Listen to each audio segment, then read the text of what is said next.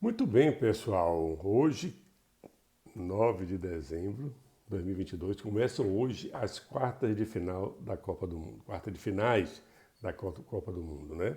Dois jogos fantásticos. Primeiro jogo agora, meio-dia, Brasil e Croácia. E um pouco mais tarde, às 4 da tarde, Holanda e Argentina. Bom, o Brasil está escalado. O Brasil vai com o seu zagueiro, o seu goleiro, Alisson. E tem uma dúvida, está escalado com uma dúvida. O Tite não sabe ainda se ele escala o Alexandro, que foi dito como recuperado, e se ele colocar o Alexandro, ele vai tirar o Militão. E isso é o que parece. Então ele vai com Alisson, Éder Militão ou Alexandro, os dois zagueiros, Thiago e Miranda, e o Danilo. Se o Alexandre jogar, o Danilo vai para a lateral direita. E o Alexandre entra na esquerda. Se o Alexandre não jogar, o Danilo fica na lateral esquerda, assim como foi contra a Coreia, e o Militão se mantém na lateral direita, da mesma forma como jogou contra a Coreia e também como jogou com os Camarões. No meio de campo, Casemiro e Lucas Paquetá. Fazendo o armador ali, o Neymar, e três atacantes. Dois pontas enfiados, dois pontas agudos, o Rafinha pela direita, o Vinícius pela esquerda e o Richarlison no meio. Ontem um amigo me perguntou, mas André, por que o Brasil joga com quatro zagueiros? Porque são quatro zagueiros. Nós não estamos jogando com alas. Estamos jogando com dois laterais, que realmente jogam como laterais e como zagueiro. Eu vejo isso da seguinte forma: isso é a tática que o Tite utiliza, é um esquema tático que o Tite prefere utilizar. Repare que ele só tem dois jogadores no meio de campo. Ele tem o Casemiro e o Lucas Paquetá. Para marcar mesmo, só o Casemiro. Se você pega um time que povoa o meio de campo, problema. Então o que é que ele fez? Ele deixa dois zagueiros fixos, o Thiago e o Miranda, e coloca dois laterais que não são apoiadores. Eles não são alas, eles são laterais marcadores. Vocês reparem que nesses 4 jogos da Copa, dificilmente o lateral direito, seja ele o Éder Militão, seja ele o Danilo, ou até mesmo o Dani Alves, dificilmente eles ultrapassaram a linha do meio de campo. Eles ficam ali dando apoio à direita, ajudando o meio de campo. A mesma coisa pela esquerda. Então, os dois laterais do Brasil atuam como laterais zagueiros para dar um suporte defensivo, dar um conforto maior para evitar um contra-ataque e dar um apoio ao meio de campo. Porque se ele joga com um time onde tem apenas dois meios de campo, jogadores de meio de campo, e dois laterais que atuam como alas atacando, primeiro, vão embolar lá na frente com os dois pontas que são dois pontas agudos. O Rafinha joga sempre aberto pela direita, o Vinícius joga sempre aberto pela esquerda. Se os nossos dois laterais atuarem como ala, eles vão se bater lá na frente e vão dar confusão, né? Então, talvez seja mais estratégico, eu concordo com o Tite, deixa os dois laterais presos, e isso não tira a ofensividade da equipe, por quê? Porque nós temos um meio de campo que sabe tocar, sabe apoiar os dois jogadores, tem o Neymar que flutua ali no meio de campo, alimentando o ataque com esses dois pontas agudos e com o Richarlison. Qual é a grande vantagem dessa estrutura? O que deve ser feito para essa estrutura tática funcionar? A recuperação de bola. E vocês reparem que o forte no Brasil, nesta Copa do Mundo, o ponto forte do time tem sido a recuperação de bola. O Tite chama isso de R5. O que é R5? O time correr atrás para recuperar a bola dentro de 5 segundos. Então vocês reparem que, vocês que são mais antigos e acompanham o futebol há mais tempo, o time brasileiro, ou mundial, principalmente o brasileiro, quando jogava com dois pontas abertos, há muitos anos atrás, esses pontas serviam apenas para atacar. Eles eram lançados, eles partiam para cima do lateral, mas se ele perdesse a bola, ele não voltava para apoiar. Isso não acontece com a seleção brasileira hoje. Quando o Rafinha perde a bola na direita ou quando o Vinícius perde a bola pela esquerda, eles imediatamente retornam para dar o combate. O mesmo acontece com o centroavante. Eu acho que foi isso que fez com que o Richarlison ganhasse a condição de centroavante. Ele é um jogador combativo. Repare o gol do Richarlison contra a Coreia. Ele estava na área da Coreia, disputou a bola na cabeça 1, 2, 3 vezes, ganhou a bola na cabeça com o marcador dele. Tocou para Marquinhos, Marquinhos de primeira trocou para Thiago, os dois zagueiros brasileiros estavam na área da Coreia, Thiago deu um passe açucarado de primeira, Richarlison dominou com a direita e chutou com a esquerda. Mas tudo começou com o combate de bola do Richarlison. Ele tinha perdido a bola, estava disputando a bola, recuperou, tocou, a bola avançou e fez o gol. Então, assim, eu vejo esse como o grande ponto favorável, o ponto forte da seleção brasileira nessa Copa do Mundo. O combate nas primeiras linhas. Os atacantes, quando perdem a bola, não ficam lá de braço na cintura, muito menos de braço cruzado. Eles vão para cima. E o intuito é pôr em prática o R5, a tentativa de recuperação de bola nos primeiros 5 segundos depois que a perde. Isso acontece com o Richarlison, isso acontece com o Rafinha na direita, isso acontece com o Vinícius e algumas vezes também com o Neymar. O Neymar é uma peça-chave na seleção. O Neymar é craque, pessoal. Dizer que a seleção não precisa do Neymar não é verdade isso. Se nós perdemos o Neymar, hoje nós não temos aquela Neymar dependência que tínhamos até pouco tempo atrás. Mas dizer que o Neymar não é útil para a seleção brasileira, faça-me o favor. Isso não é verdade. Né? Então o Neymar é um ponto, um ponto fora da curva. Nós temos 2 jogadores que podem substituir o Neymar, ajudar a seleção? Podemos. Temos o Rodrigo, que tem feito uma bela Copa do Mundo. Mas o Neymar é um ponto fora da curva, é um jogador que desequilibra. E nós sentimos isso. Né? O Neymar se poupou e se poupou muito contra a Coreia. E isso foi ótimo. O time fez. Vamos comentar sobre o jogo da Coreia já. Mas nós precisamos dele bem, para ele alimentar. Ele que é o ponto de equilíbrio. Só precisa soltar um pouco mais da bola. Né? Foi o que o Ronaldo. Vocês viram o que o Ronaldo Fenômeno disse para Neymar? Neymar, você é craque, amigo. Só que você não pode ficar. Por que você toma tanta falta? Porque você fica prendendo demais a bola longe da área. A área é amiga do atacante. E o Ronaldo sabe disso. O Ronaldo Nazário, o Ronaldo Fenômeno sabe disso. E ele disse para Neymar, a área é o protetor do atacante. A área é o anjo da guarda do atacante. O atacante, quando está com a bola dentro da área, parta para cima do zagueiro. Quando está perto da área, parta para cima do zagueiro. Ele vai lhe respeitar. Ele não vai fazer com você o que faz quando você está lá no meio de campo. Ou o que faz quando você está no campo de defesa. Ele bate com vontade. Os caras chegam com vontade, Neymar. Mas quando o Neymar está pertinho da área, está perto da área ou está dentro da área, não. A área protege o atacante. E foi isso que o Ronaldo, com muita sabedoria, passou para o Neymar. Faça suas firulas, parta para cima do zagueiro, dê o seu banho de cuia, bote por debaixo da perna, dentro da área adversária ou perto da área. O zagueiro vai lhe respeitar, porque a área é sua amiga, a área lhe acolhe. Longe da área não, amigo. Se você vai fazer firula numa Copa do Mundo ou em qualquer campeonato, longe da área, eles vão lhe dar pancada e não é à toa que você se contunde em tudo, se contunde tanto. Mas então, partimos para o jogo, confio na seleção brasileira. Lembro que o Brasil teve 2 jogos duríssimos na primeira fase, contra a Sérvia e contra a Suíça. Venceu apertado, mas venceu. Se poupou, botou o time todo reserva contra o Camarões e Tite, comissão técnica, está de parabéns. Vocês vejam que os 3 times, as 3 seleções que chegaram à última rodada da fase classificatória, já classificados, foram Brasil, França e Portugal. Todos os 3 pouparam o time. Todos os 3 perderam o terceiro jogo. E não tem que criar crime por isso. Isso eu falei no vídeo passado. Perderam porque se pouparam. E isso fez uma diferença absurda. Esses 3 times que se pouparam na última rodada, por mérito, porque já estavam classificados com antecedência. O Brasil enfiou 4 na Coreia. A França enfiou 3 na Polônia e podia ter enfiado mais. E o Portugal meteu um sapé-caiaiá de 6-1 na Suíça, porque os jogadores foram poupados. O clima da Copa é um clima muito disputado.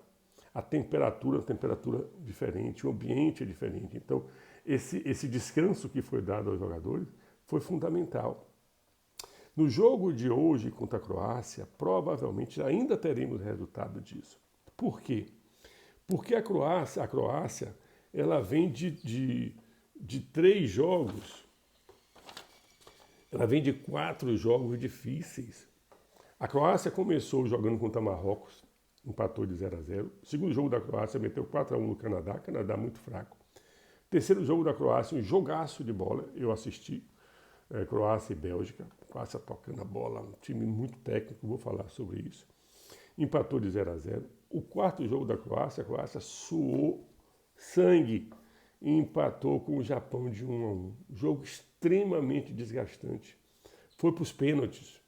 Nos pênaltis, o goleiro, o Livakovic, o Japão chutou 4 pênaltis, o Livakovic defendeu 3. Então, uma marca invejável. Mas o que eu quero dizer com isso? Eu quero dizer que a Croácia vem cansada. No dia seguinte, pós o jogo contra o Japão, os jogadores da Croácia foram proibidos de sair do quarto para tentar se poupar. Então, no final das contas, embora os dois times, Brasil e Croácia, cada um tenha jogado 4 jogos nessa Copa do Mundo, na verdade, os jogadores da Croácia jogaram 1 jogo e meio a mais do que os jogadores do Brasil. Mas como, André? Se ambos jogaram 4 jogos, como é que os jogadores da Croácia jogaram 1 jogo e meio a mais do que o Brasil? Simples. Porque os titulares do Brasil que estarão em campo hoje, eles não jogaram contra Camarões. O time jogou, é fato. Mas os jogadores titulares não jogaram. Então só aí eles já ganharam 1 jogo de descanso. Além disso, Croácia e Japão foi para a prorrogação há 3 dias atrás, 3, 4 dias atrás. E isso cansou muito. Os brasileiros não só não foram para a prorrogação, porque deram 4-1 na Coreia, como nitidamente se pouparam no segundo tempo. A grande maioria dos jogadores brasileiros se poupou no segundo tempo. O tempo tocou a bola ali, evitou um cartão amarelo, evitou uma confusão.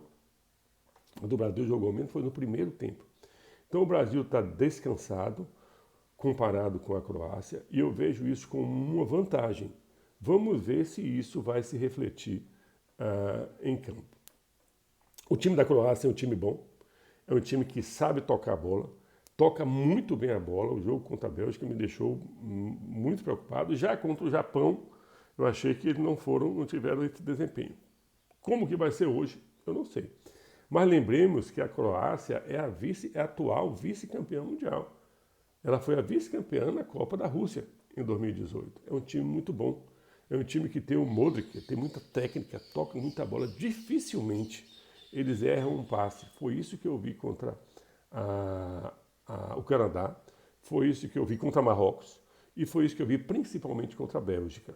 Contra o Japão, a coisa já não andou muito bem. Será que o time estava cansado? Não sei. Vamos ver como é que eles vão se desempenhar hoje contra o Brasil. Mas é um time que tem um jogador fora de série no meio de campo, que é o Modric, o número 10, que joga no Real Madrid. Mas é um jogador já de 37 anos. 37 anos que está vindo de um jogo, de 4 jogos que eu já descrevi aqui, mais da prorrogação, num clima quente, que o jogo hoje vai ser 6 horas da tarde. Até 3, 4 dias atrás eu estava em Doha, no Japão. 6 horas da tarde lá é quente. Vamos ver como é que eles vão se comportar. Tem outro jogador, o Ivan Perisic, é um jogador que joga no Tottenham. Ele é um meia que também joga com ponta, é o número 4, um jogador perigosíssimo. A defesa e o meio de campo brasileiro precisam estar atento. Na Copa de 2018, a Croácia jogou as oitavas de finais contra a Dinamarca. Foi para os pênaltis. Ganhou. Nas oitavas de finais, exato. Nas quartas de finais foi contra a Rússia. A Rússia, eu estava lá também nessa Copa. A Rússia bateu a Espanha nas oitavas de finais e foi enfrentar a Croácia nas quartas de finais, que tinha batido a Dinamarca nos pênaltis. O jogo foi empate. A Croácia venceu mais uma vez nos pênaltis, como venceu o Japão há 3, 4 dias atrás, com o goleiro tendo aquela performance absurda. Nas semifinais, a Croácia ganhou da Inglaterra e na final tomou aquela sapecaiada também da França de 4-1. Eu espero que o Brasil tenha um desempenho. Não vejo favorito. Eu acho que o Brasil não é favorito nem ao jogo, nem à Copa. Agora, a seleção brasileira está preparada. O que é que vai dar? Vai depender do jogo. né? Como já dizia Parreira, um grande abraço para o Parreira, a futebol é detalhe. Não vai que é uma expulsão, é um cartão, é um lance fortuito. Isso pode mudar o aspecto do jogo. E quarta de final, amigo, só chega quem tem farinha do saco. Não chega quem tá lá para brincadeira, não. Nas nossas seleções que nós vimos na Copa, a Alemanha não mostrou farinha do saco, mesmo com todo o nome, mesmo com toda a camisa, já foi embora. A Itália sequer veio para a Copa. Sequer veio para a Copa. A Espanha, que no primeiro jogo meteu 6 ou 7, nem me lembro quanto foi contra a Costa Rica, e o técnico se arvorou a arrotar que era o melhor time da Copa, recebeu outro papapá lá e já foi embora. Não mostrou farinha no saco. E agora nós estamos aí com 8 times equilibrados. Marrocos chegou e eu vou comentar sobre Marrocos amanhã. Portugal deu aquele banho na Suíça, que para mim foi uma surpresa. A Suíça é um time duro. Vamos comentar isso amanhã também. Além do jogo Brasil e Croácia hoje, teremos outro jogaço, 4 da tarde. Argentina e Holanda. Quem não lembra aí da final da Copa de 1978 na Argentina, quando a Argentina bateu a Holanda por 3-1. A Holanda já chegou em 3 finais de Copa do Mundo, pessoal. Em 74, com o carrossel holandês fantástico, perdeu para a Alemanha. Em 78, 4 anos depois, portanto, perdeu para outra dona da casa, para a Argentina. Perdeu para a Alemanha, a Copa foi na Alemanha, perdeu a final para a Argentina e o jogo foi na Argentina. Em 2010, depois de bater o Brasil, lembra aquele jogo lá? Lembra do Felipe Melo? Felipe, aconteceu, né? Mas não foi falha de Felipe aquele jogo. A bola rebalou na cabeça dele, a bola entrou. E lembro que o Felipe fez um lançamento espetacular para o primeiro gol, para o único gol do Brasil no primeiro tempo ainda. Mas isso são águas passadas. Vamos falar da agora. A Alemanha, em 2010, eliminou o Brasil e foi para a final contra a Espanha e perdeu. A Holanda. Pois hoje teremos um jogaço. O time da Holanda é um bom time. É um time muitíssimo bem treinado. É um time que joga com 3 zagueiros atrás. O número 4, que é o que joga no Liverpool, um zagueiraço. Ele joga ali como líbero. Ele joga no Liverpool e joga como líbero. E tem um zagueiro pela direita, que é o número 2. E tem um zagueiro pela esquerda, que é o número 6, um baixinho cabeludo. Tem 2 alas, o 22, que é o ala pela direita. Esse sim é um lateral ala. Ele ataca e ataca muito. E tem um ala pela esquerda, esqueci o nome agora, é o 17, que também ataca bastante. Joga com 3 jogadores de meio de campo, jogadores que sabem destruir, recuam bem quando o time é atacado e avançam muito bem, tocam muito bem a bola, dando apoio aos 2 alas e dando apoio aos 2 atacantes. Tem 2 atacantes, o número 10, o Memphis, que é o centroavante fantástico, jogou no Barcelona até o ano passado. Um cara que tem um domínio de bola e um senso de colocação e oportunismo invejável. E tem um jogador que eu tenho visto como fazendo a diferença na Copa, é o número 8, não me lembro o nome dele agora, mas é o número 8. É um jogador com origem de Gana, a família de Gana, joga na Holanda, ainda joga na Holanda, joga no PSV Eindhoven. Já está sendo cotado para ir para um desses grandes clubes da Europa, seja da Espanha, seja da Itália, seja da Inglaterra, e vai porque ele desequilibra. Esses 2 jogadores à frente, o número 8 e o número 10, eles são alimentados pelos 2 alas, que costumam chegar à linha de fundo, e eles não cruzam deliberadamente para a área, eles dão um passe para trás, usualmente na marca do pênalti ou na região da meia-lua ali, onde chega alguém do meio de campo ou um dos centroavantes, um dos atacantes para poder chutar para gol. Então é um time muito bem treinado, que toca muito bem a bola e vai ser um adversário difícil para a Argentina. A Argentina vem em clima de Libertadores da América. Os torcedores argentinos estão entusiasmados, eu estava lá e eu vi. Eles estão fazendo as arquibancadas da Copa Indoor uma festa, a Copa do Catar, uma festa espetacular, como fazem na Libertadores. Agora, o time da Argentina é um time que é um pouco limitado. É um time que depende muito do Messi. E o Messi, olha que eu sou fã do Messi, com seus 37 anos, 36, 37 anos, continua sendo um belo jogador, continua. Mas não é mais o jogador que nós vimos há alguns anos atrás. Ainda desequilibra, mas não no percentual que desequilibrava há alguns anos atrás. Então a Argentina é um time forte, Vejo, no entanto, que não é um time superior à Holanda. Isso quer dizer que a Holanda é favorita? Não, não é. Eu acho que não tem favoritismo numa quarta de final. Né? Tem muitos fatores que influenciam. Vamos ver como é que a Argentina vai se comportar. A torcida argentina está lá, como eu disse, em peso, apoiando o seu time. E lembrando que quem vencer de Argentina e Holanda vai jogar uma semifinal histórica contra o vencedor de Brasil e Croácia. As pesquisas na internet estão mostrando que os brasileiros preferem a Argentina. Eu prefiro não comentar. Eu acho que o foco tem que ser agora.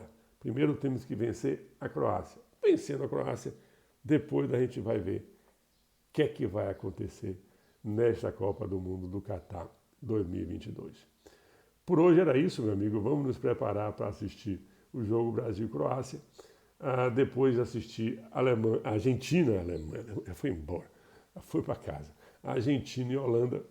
E amanhã voltaremos aqui comentando sobre os resultados desses jogos e comentando também sobre os jogos de amanhã. 2 jogaços, Portugal e Marrocos, Inglaterra e França.